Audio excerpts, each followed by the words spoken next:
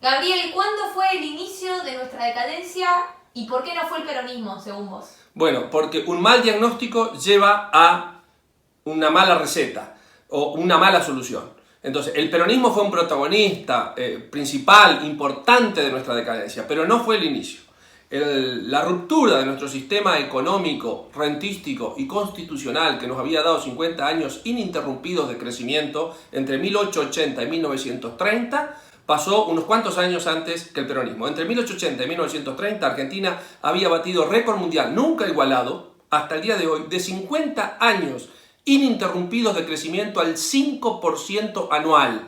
Esta era una tasa fantástica en esa época donde crecer al 3% era mucho. Equivaldría en esta época a crecer al 15% anual durante 50 años seguidos. Argentina se había posicionado como uno de los 5, 6, 7 países más prósperos del planeta. PBI per cápita, como dice Milei, más alto del mundo en 1895, 1930 estábamos en el quinto, sexto lugar de los países con mayor ingreso per cápita. ¿Qué pasó en 1930? Ocurrieron 4 cosas que rompieron el sistema que nos había dado ese crecimiento. Ese sistema era un sistema básicamente pro propiedad privada, pro capitalista, capitalismo, pro libre mercado, basado en un Estado fuerte pero chico, y donde se le daba una gran importancia a la iniciativa privada y se respetaba lo que cada uno podía lograr. El Estado te daba poco pero no te quitaba nada. Por eso venían mucha gente de Europa a la Argentina. Es verdad que acá había muchos pobres, muchos más había en Europa. Y Argentina estaba posicionada, como dije, PBI per cápita, al nivel de Australia, Canadá, apenas por debajo de Estados Unidos y por arriba de todos los países europeos. ¿Qué pasó en 1930? Ocurrieron 4 cosas que rompieron el sistema. Primero se rompió el dique, el límite que había a la nación para poner más impuestos que los que había o los que estaban expresamente autorizados por la Constitución. Se sanciona el impuesto a los réditos, hoy conocido como impuesto a las ganancias. Segundo, se crea la ley de coparticipación que destroza el federalismo, según el cual las provincias se sostenían con sus impuestos y la nación con los suyos, y con la coparticipación pasa que la nación recauda a todos lados y asiste a las provincias que se transforman en mendigas de la nación con una parte de lo producido. En tercer lugar, se nacionaliza el comercio exterior o una suerte de nacionalización con la creación de las juntas nacionales de grano, de carne, de yerba mate, de tabaco. Se crearon más de 30, 40 juntas que regulaban todo el comercio exterior a la vez de permitir y favorecer el desdoblamiento cambiario y cosas por el estilo. Y en cuarto lugar, la creación del Banco Central de la República Argentina, que inauguró nuestra etapa inflacionaria. ¿Qué pasó con el impuesto a los réditos? El impuesto a los réditos había sido un intento, esto para demostrar que no todo empieza con Perón, había sido un intento del gobierno radical. Lo intentó Irigoyen, lo intentó Alvear, que mandó inclusive a Presbich, que una suerte de economista, que era el economista jefe de estadística de la Sociedad Rural Argentina. Esto para ver que participaron todos del desmadre. Lo mandó a Australia para estudiar cómo funcionaba el impuesto a los réditos para aplicarlo a Argentina. No se lo pudo introducir porque había resistencia a las provincias. O sea, las provincias decían no, la Constitución Nacional, artículo 4, artículo 67, permite a la nación estas fuentes de ingreso, estos impuestos y con estos límites.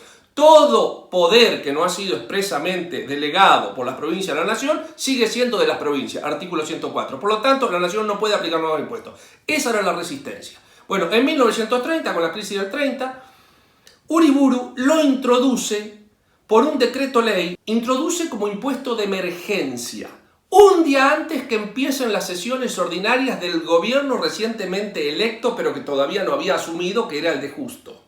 Pasa al Congreso, que debía aprobarlo y hacerlo ley, ya en este caso ley constitucional. Se discute nuevamente resistencias y cómo se vence la resistencia. Aquellos que estaban a favor del impuesto ofrecieron al resto de los que estaban en contra la coparticipación, es decir, lo cobra la nación, pero lo compartimos con ustedes, con las provincias. Y así salieron 2 males en lugar de uno, ¿no? El impuesto a los réditos, que rompió el límite, a partir de ahí pasamos de tener poquísimos impuestos nacionales a tener los 150 que tenemos hoy, y se rompió también el sistema federal, con la coparticipación. De las provincias dejan de ser autónomas y pasan a depender de la nación. Otra cosa que es importante aclarar es que cuando sale el impuesto a los réditos sale primero con la promesa de la coparticipación y en segundo lugar sale con la promesa que en 1934 se terminaba el impuesto. O sea, volvía toda foja cera. Por supuesto, eso nunca ocurrió. El impuesto sigue hasta el día de hoy con el nombre de impuesto a las ganancias. Se crea también la Dirección General de Impuestos a los Réditos, después llamada DGI, Dirección General Impositiva, que hoy se llama FIP, en esos mismos años. En el 33 se crean las juntas nacionales de grano, de carnes, etcétera, etcétera, etcétera, que nacionalizan el comercio exterior con un agravante. Instala como política económica normal el desdoblamiento cambiario. ¿Qué es lo que había pasado? A raíz de la crisis, Uriburu establece control de cambios. Viene más tarde el gobierno constitucional, con fraude y sin fraude, de Agustín P. Justo, cuyo ministro de Economía era un socialista, pero que flirteaba con los liberales, llamado Federico Pinedo, abuelo del actual Federico Pinedo, diputado. Y con Federico Pinedo como ministro de Hacienda y Justo como presidente se desdobla el tipo de cambio, en oficial y libre, y el oficial tipo de cambio para importador, tipo de cambio para exportador. Conclusión, los productores agropecuarios quedaban perjudicados porque lo que se le pagaba al productor agropecuario era menos de lo que valía realmente en el mercado libre ese dólar. Entonces, para compensar esa pérdida se crea la Junta y un fondo compensador que asegurarían un precio. Ahora bien, ¿cómo se conformaba ese fondo compensador? Es muy gracioso leer el decreto. El Estado se quedaba con el dinero de la exportación. Por cada dólar que valía 10 en el mercado libre, el Estado le pagaba al productor 5. Le sobraban 5. Con esos 5 se hacía el fondo compensador con el cual se iba a compensar del quebranto al productor. Ahora bien, la historia muestra, los datos oficiales, que lo que se le devolvió al productor a lo largo de los 50, 60 años que estuvieron las juntas nunca superó el 10% de lo que se le quitó.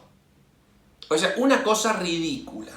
Ahora bien, en las juntas medraban muchos parientes, amigos de dirigentes agropecuarios. A la fecha del cierre de la junta, creo que fue el año 98, hecha por Menem, había 8.000 personas trabajando en la junta de todo tipo. Muchos de ellos puestos por dirigentes agropecuarios. Obviamente nunca abrieron la boca para quejarse o para decir que esto no debía existir, que las juntas eran una engaña pichanga para robarle al productor vía desdoblamiento de cambio y una especie de premio consuelo que era la compensación que recibían. Bien, ese fue el tercer instrumento, nacionalización, podríamos llamarle así, nacionalización de las exportaciones y dirigismo económico, que se agravó, es verdad, ¿no? Nada de esto Perón lo mejoró, todo lo empeoró. En el caso de la Junta, Perón transformó la Junta en el IAPI, que fueron mucho peores que la Junta. Después volvieron las Juntas y se eliminó el IAPI, pero lo que volvió fue la Junta, no el libre cambio. El cuarto paso de la destrucción de nuestro sistema fue la creación del Banco Central de la República Argentina. Si bien este punto es un poco más discutible, pero adhiero a la tesis de Milei cuando dice que habría que eliminar el Banco Central de la República Argentina. ¿Qué teníamos antes el Banco Central? Competencia de monedas. A esa competencia de monedas se le llamaba anarquía. Siempre a la competencia se le llama anarquía. Pero en realidad la competencia no era mala del todo. O sea, ¿qué quiere decir competencia de monedas? Que circulaban varias monedas en Argentina. Cuando circulan varias monedas, la gente elige la mejor.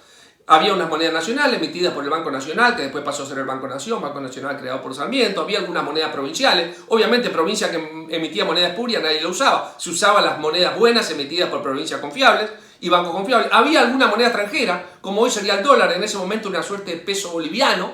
Era considerado bueno, y había otras monedas. La gente jugaba a elegir o elegía la mejor moneda y no teníamos inflación. Se crea el Banco Central y ahí inauguramos la inflación. Inflación, bueno, algunos dirán, no, la inflación empezó con Perón. Sí, pero la navaja se la dimos unos años antes, creando el Banco Central de la República Argentina. Entonces, con esto tenemos las 4 cosas que destruyeron nuestro sistema económico y rentístico. El impuesto a los réditos, impuesto a las ganancias llamado hoy, la ley de coparticipación que destruyó el federalismo, la nacionalización y el intervencionismo económico con desdoblamiento cambiario, creaciones de juntas, etcétera, etcétera, y la creación del Banco Central de la República Argentina, que sirvió para cualquier cosa menos para aquello para lo cual fue creado, que es mantener el valor de la moneda. Entonces, resumiendo, ¿fue la culpa de Perón? Sí, Perón agravó todos estos males. Pero no fue el que los inició. Y no fue el único que los refrendó. O sea, en 1983 podríamos haber cambiado muchas de estas cosas. Sin embargo, todo lo que hicieron los gobiernos peronistas y no peronistas fue enamorarse del sistema.